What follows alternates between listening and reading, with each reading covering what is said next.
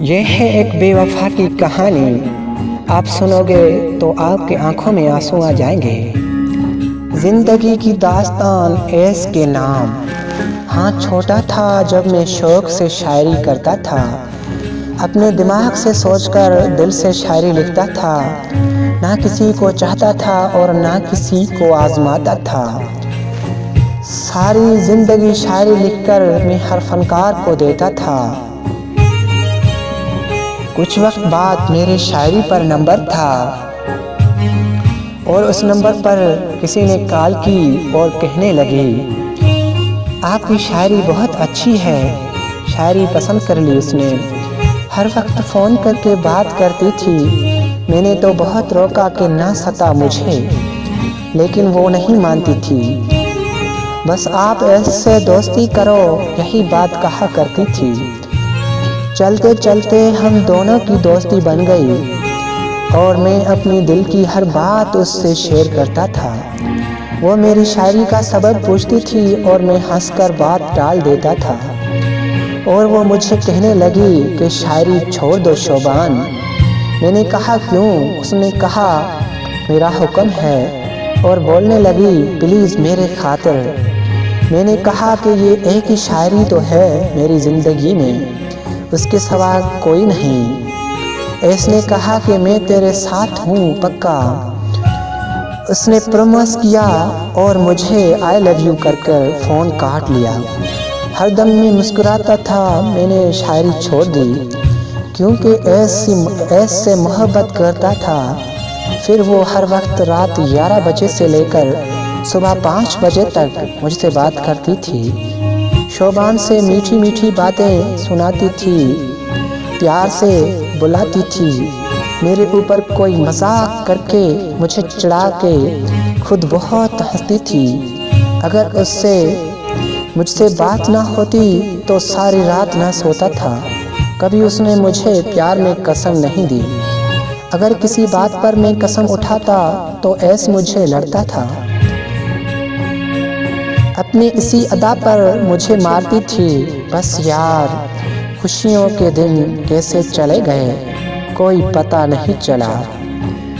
एक दिन छोटी सी बात पर हमारे बीच बहस हुई और जो कुछ समझ में नहीं आ रहा था, ना वो बर्दाश्त कर रहा था ना मैं समझ रहा था, और बहुत गुस्सा हमारे दरमियान हो गया था।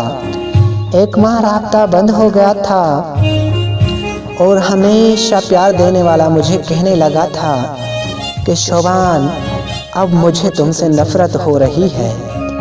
हर बात पर नफ़रत कह के मुझे धोखा देता था। और फिर ऊपर से ईद थी। ईद के दिन भी उसने राब्ता नहीं किया। उस दिन का मुझे शिद्दत से इंतज़ार था क्योंकि मैं सोच रहा था कि हमारे दरमियान कितनी भी बड़ी नाराज़गी क्यों ना हो, फिर ईद के दिन वो कॉल ज़रूर करेगा।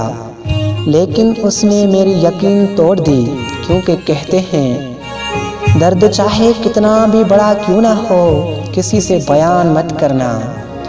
किसी संग दिल के आगे रोकर खुद को ख्वार मत करना।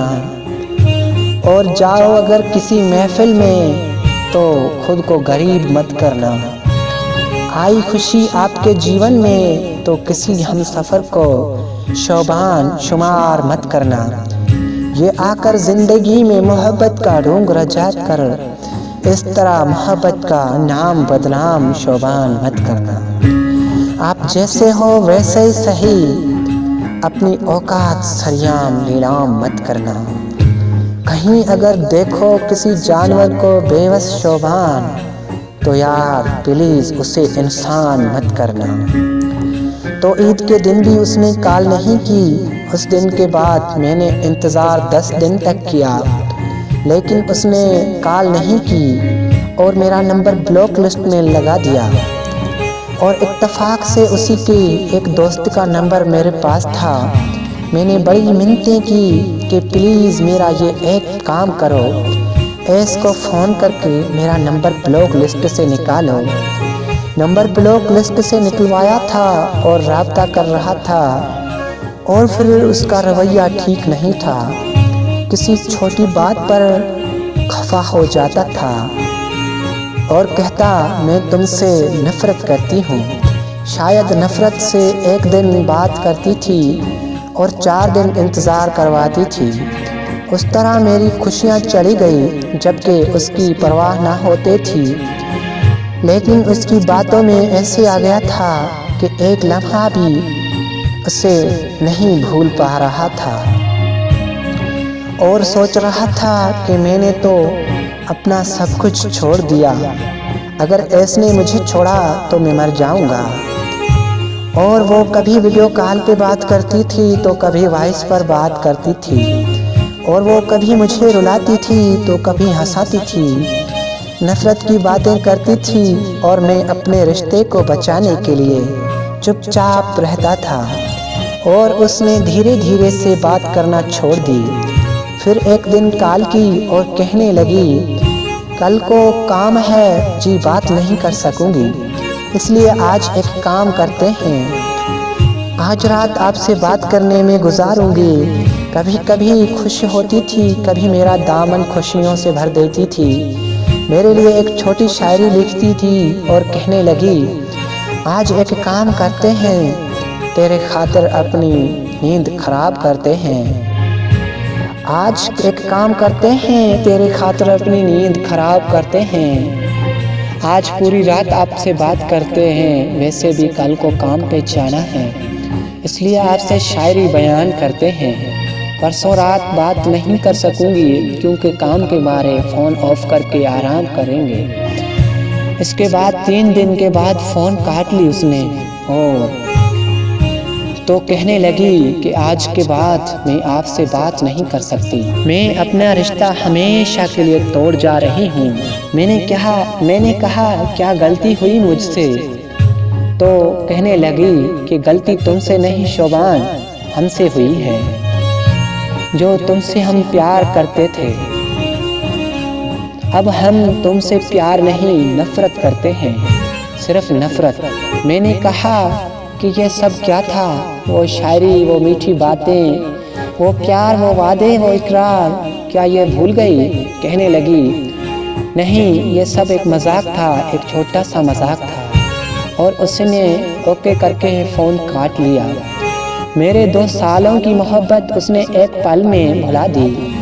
इन 2 सालों में कभी भी मुझे तुम कहकर उसने पुकारा नहीं, और उसने आखिरी लम्हा तुम कहकर पुकारा और नंबर ऑफ कर दिया। उसने तो मेरी सारी ज़िंदगी उजड़ गई। उसके लिए एक छोटा सा मजाक था और मैं सोच रहा था कि अगर ऐसने मुझे छोड़ दिया तो शोबान मर जाएगा। नहीं यार, मैं क्यों मरूं, मैं ज़िंदा हूँ, हाँ मैं ज़िंदा हूँ। किसी के लिए कोई मर नहीं जाता, पर जीने का अंदाज बदल जाता है। आज मैं जिंदा लाश बनकर रह गया हूँ। इसकी एक कहने पर खुशियों के डज के उड़ा दिया था मैंने। खुशी की शायरी छोड़कर आज गमों की शायरी और दी मैंने। अल्लाह ताला से दुआ है कि उसको गलत फहमी का शिकार नहीं करना, क्योंकि कहते हैं जगह वही जलती है शोबान जहाँ पर आग लगती है।